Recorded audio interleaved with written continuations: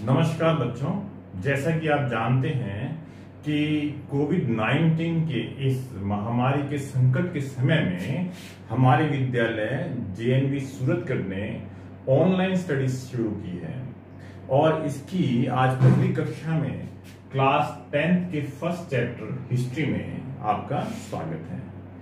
प्यारे बच्चों, हमारा फर्स्ट चैप्टर है the rise of nationalism in Europe. Europe में राष्ट्रवाद का उदय। इससे पहले कक्षा 9 में हमने फ्रांस की क्रांति और रूस की क्रांति के बारे में पढ़ा था।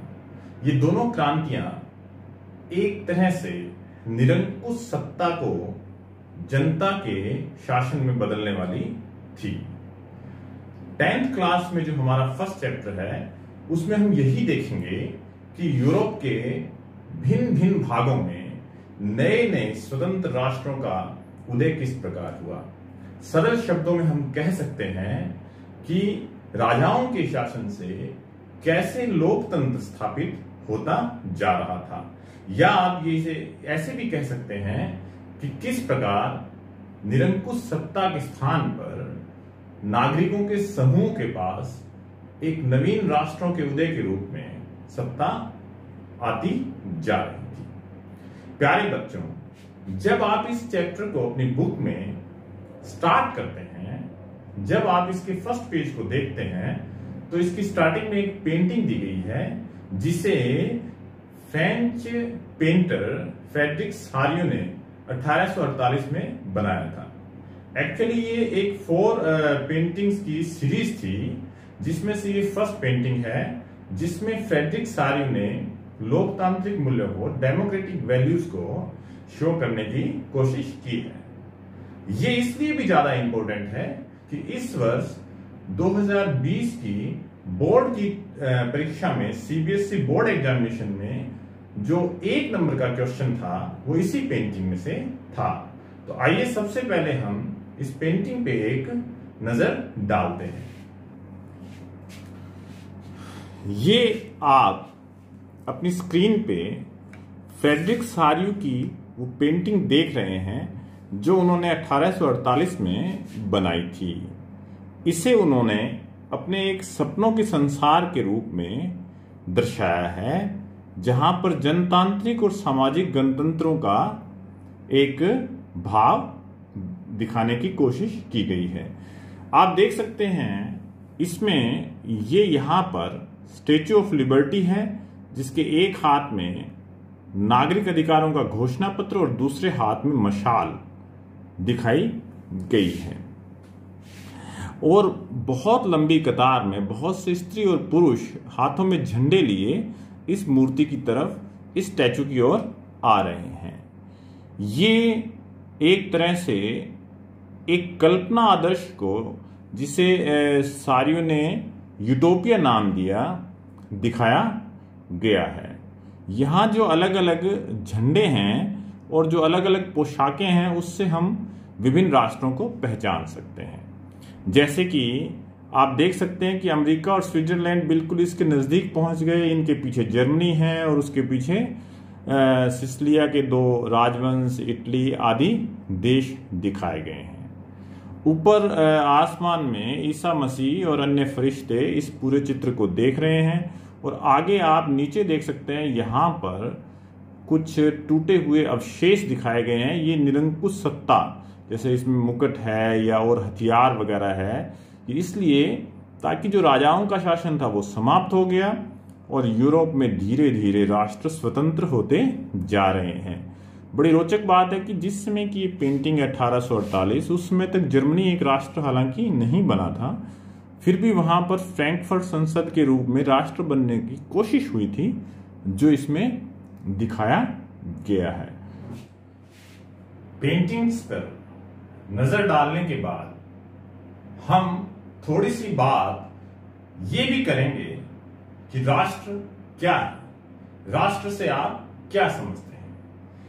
आप देख सकते हैं आपकी बुक में राइट साइड के अंदर एक ब्लॉक में, जिसे सोर्स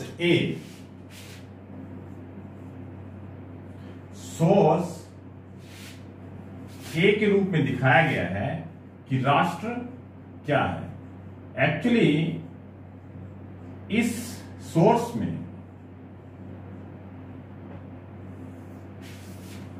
एक फ्रांसीसी दार्शनिक अर्नेस्ट रेनन की राष्ट्र के बारे में डेफिनेशन दी गई है।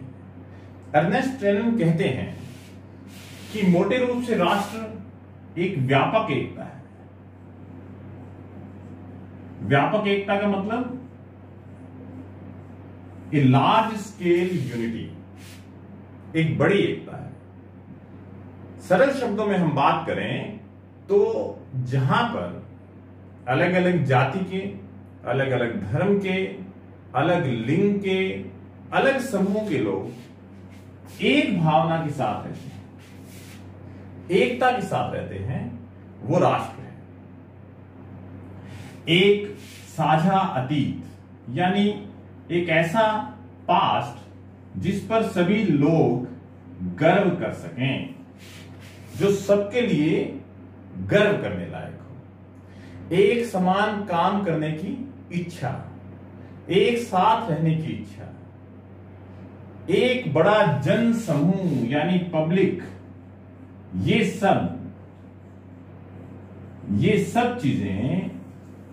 सब चीजें राष्ट्र का आवश्यक तत्व है। इनसे मिलकर राष्ट्र बनता है। अर्नेस्ट रेनन कहते हैं कि किसी भी जाति, धर्म या एक विशेष समुदाय से मिलकर राष्ट्र नहीं बनता, बल्कि अलग अलग लोगों का एक समूह जिसका एक साझा अतीत हो, एक साथ काम करने की इच्छा हो, वो एक बड़ी एकता के रूप में रहता हो, वो राष्ट्र कहलाता है। और बार बार होने वाले जनमत संग्रह, यानी आप कह सकते हैं चुनाव, इनको आप कह सकते हैं चुनाव, जो लोकतंत्र में होते हैं, इन चुनावों से निर्धारित होता है कि राष्ट्र का संचालन कौन करेगा, या सरकार जो है वो वही रहेगी या बदली जाएगी, या सरकार में परिवर्तन होगा या नहीं होगा। ये राष्ट्र में होते हैं, राजतंत्र में ये नहीं होते। निरंकुश सत्ता में चुनाव या जनमत संग्रह नहीं होते। बार बार होने वाले जनमत संग्रह राष्ट्र का आवश्यक तत्व है। सीधे सीधे शब्दों में आप समझ सकते हैं कि लोकतंत्र जहां पर कानून का शासन हो, जहां सभी नागरिकों को समानता का दर्जा हो, जहां किसी के साथ जाति, लिंग, भेद के ऊपर कोई भी भेदभाव ना किया जाता हो, जहां लोग व्यापक एकता से रहते हों, जहां अपने देश से प्रेम करते हों, वो राष्ट्र है। यानी जो लोकतंत्र है, जो आजादी है, जो स्वतंत्रता है, जो समानता है, जैसे कि हमारा देश 1947 में एक राष्ट्र बना, फ्रांस 1789 में राजतंत्र को समाप्त करके एक राष्ट्र बना, जिनका अपना एक झंडा था, अपनी एक भाषा थी।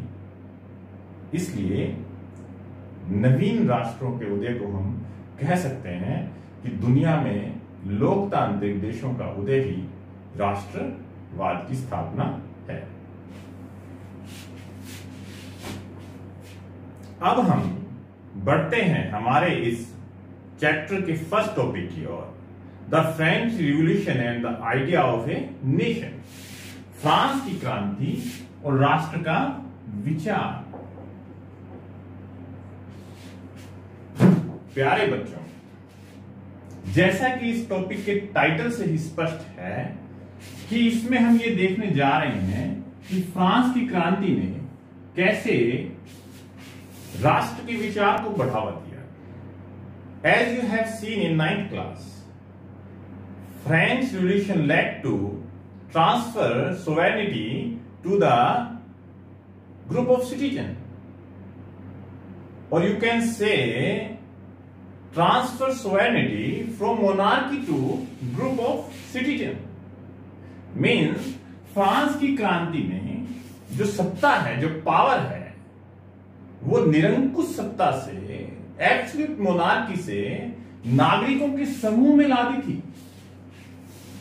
और यही हमने अभी पढ़ा कि जब नागरिकों का शासन होता है, जब लोकतंत्र होता है, तो वो राष्ट्र होता है, उसे राष्ट्र कहते हैं। तो जो 1789 की फ्रांस की क्रांति है, वो क्रांति इसलिए थी क्योंकि उस क्रांति से जो सत्ता है वो लोगों के समूह के पास आ गई थी, द ग्रुप ऑफ सिटीजन्स के पास आ गई थी। कैसे किया उन्होंने? बड़ी ही रोचक बात है कि इसी वर्ष की बोर्ड की परीक्षा में, सीबीएसई क्लास 10 बोर्ड एग्जामिनेशन 2020 में 3 मार्क्स का क्वेश्चन आपके इसी टॉपिक में से था।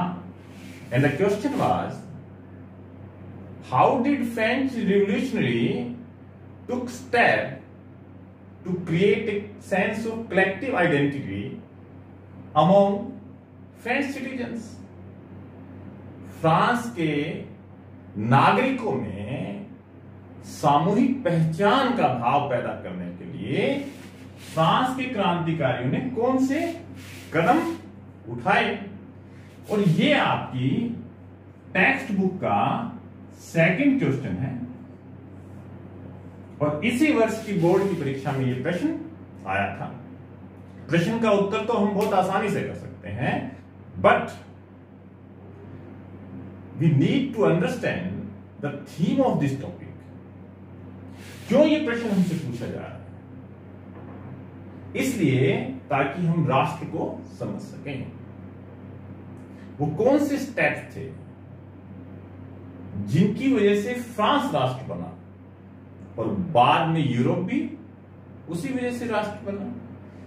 तो ऐसे बहुत से स्टेप हैं। जैसे इस क्वेश्चन के आंसर में हम फर्स्ट टॉपिक ले सकते हैं कि एक आइडिया था फ्रांस में, एक शब्द है फ्रेंच भाषा में ला पिट्रे। ला पिट्रे का मतलब होता है फादरलैंड, यानी पितृभूमि कह सकते हैं, पितृभूमि का विचार। और एक है शब्द ले सिथोयम, यानी नागरिक का विचार। ये क्या है? ये है कि फ्रांस के क्रांतिकारियों ने इन विचारों को बढ़ावा दिया। ला पित्रे और ले सिथोयम, पितृभूमि और नागरिकता के विचारों को बढ़ावा दिया। क्यों? क्योंकि इससे लोग अपने आप को एक समझने लगे, लोगों में एकता का भाव आया। ये फ्रांस के क्रांतिकारियों ने इसको प्रमोट किया। आप अपनी बुक में नेक्स्ट टॉपिक में देख सकते हैं कि वहां के लोगों ने फ्रांस के अंदर क्रांति के दौरान एक तिरंगा झंडा बनाया, या एक तिरंगे झंडे का चुनाव किया, जो लोगों में एकता का भाव पैदा करता था। इसी प्रकार और भी अन्य कदम थे जो आपको बुक में पढ़ने को मिलेंगे। जैसे कि वहां के लोगों ने सेंट्रलाइज्ड एडमिनिस्ट्रेशन, केंद्रीय शासन की स्थापना की, जिसमें सारे देश में एक जैसा शासन होता है, एक जैसा टैक्सेशन सिस्टम होता है, एक जैसी मेजरमेंट होती है, नाप तोल की एक जैसी प्रणाली होती है। तो ये भी लोगों को एक करने में सहयोगी है, हेल्पफुल है।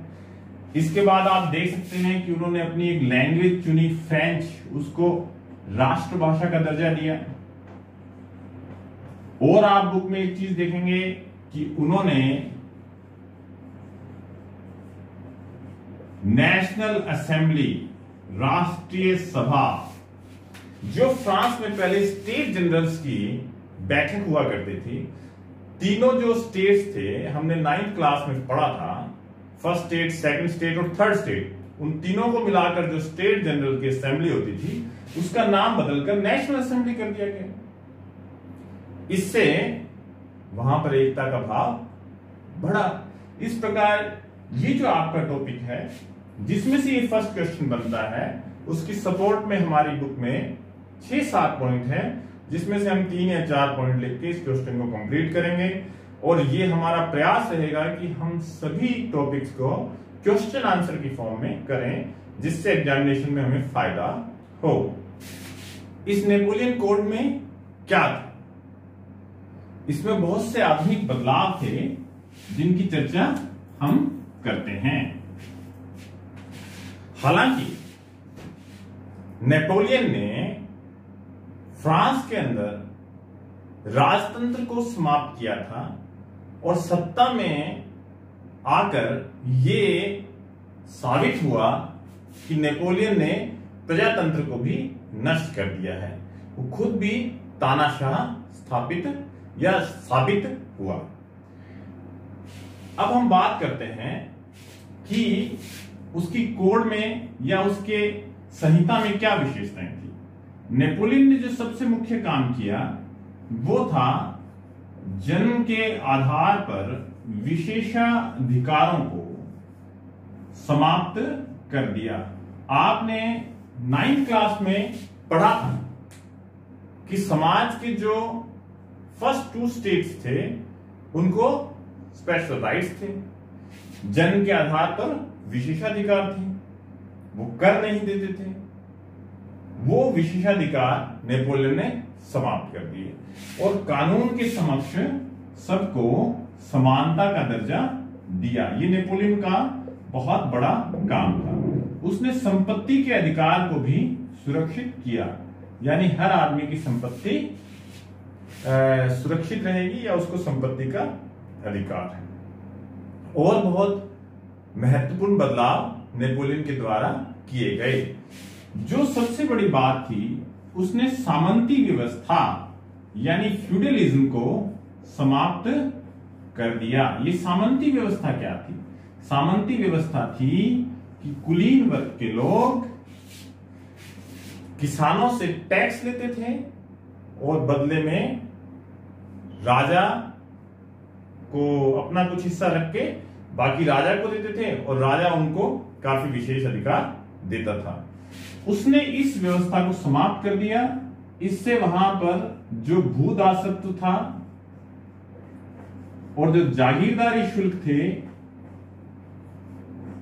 या सामंती शुल्क, उससे किसानों को मुक्ति मिली। ये नेपोलियन ने बदलाव किया। इसके अलावा उसने अपने द्वारा जीते गए क्षेत्रों में प्रशासनिक विभाजन को भी सरल बनाया, जिससे वहां पर जो आंतरिक शुल्क लगते थे आयात निर्यात के, वो आंतरिक शुल्क समाप्त हो गए। यानी आंतरिक शुल्कों को उसने खत्म किया। और क्या काम किया?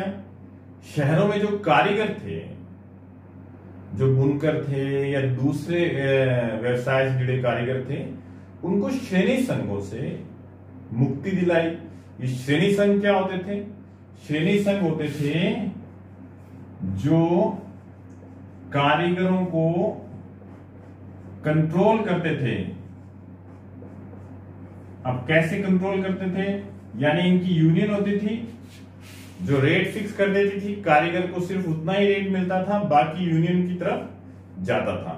तो इन श्रेणी संघों से शहरों में नेपोलियन ने कारीगरों को मुक्त करवाया। इस प्रकार के बहुत से बदलाव करके नेपोलियन ने एक तरह से यूरोप का आधुनिकीकरण किया। लेकिन जहां जहां नेपोलियन की सेनाएं गई, जिन जिन क्षेत्रों को नेपोलियन ने जीता, वहां शुरू में तो बहुत स्वागत हुआ नेपोलियन का। इन सभी जगह नेपोलियन की सेनाओं का इसलिए स्वागत हुआ, ऐसा माना गया कि ये सभी उनको स्वतंत्रता दिला रहे हैं या राजा के शासन से मुक्ति दिला रहे हैं। लेकिन बहुत ही जल्दी वहां के लोगों ने नेपोलियन के आधिपत्य का या इस विजय का विरोध करना शुरू कर दिया, क्योंकि नेपोलियन की विजय थी सैनिक और उसको सेना के लिए जबरदस्ती भर्ती, यानी सेना में लोगों को उसने जबरदस्ती भर्ती किया। सेना के खर्चे के लिए उसने करों को, यानी जो शुल्क थे, उनको बढ़ाया, क्योंकि सेना में बहुत खर्च होता था। इस तरह की चीजें लोगों को नापसंद आई। उनको लगा कि जो उसने सुधार किए हैं उन सुधारों से ज्यादा नुकसान इन चीजों से हो रहा है। इसलिए जल्द ही जो क्षेत्र नेपोलियन ने जीते थे वहां से नेपोलियन का, या आप कह सकते हैं कि वहां के लोगों का नेपोलियन की सेनाओं से या नेपोलियन से या उसकी व्यवस्था से मोह भंग हो गया। बहुत जल्दी लोग इसका विरोध करने लगे। तो ये था आपका फर्स्ट टॉपिक कि फ्रांस की क्रांति और राष्ट्र का विचार। दोबारा हम इस पे बात करते हैं कि फ्रांस की क्रांति ने राष्ट्र के विचार को कैसे बढ़ावा दिया। आपने देखा कि वहां जो क्रांतिकारियों ने फ्रांस में स्टेप्स उठाए थे या बदलाव किए थे, उससे लोगों में एकता का भाव आया। इसके बाद नेपोलियन ने जो सत्ता प्राप्त की, उसने जो यूरोप में बदलाव किए, चाहे वो कानून के समक्ष बराबरी का दर्जा हो, चाहे वो आप कह सकते हो विशेषाधिकारों का अंत हो, चाहे वो प्रशासनिक विभाजनों को सरल बनाने की बात हो, उन सभी से यूरोप में राष्ट्रवाद को बढ़ावा मिला। इन मुख्य मुख्य प्रश्नों को बिंदुओं के रूप में लिखते हुए हम इस फर्स्ट टॉपिक को कंप्लीट करेंगे। धन्यवाद।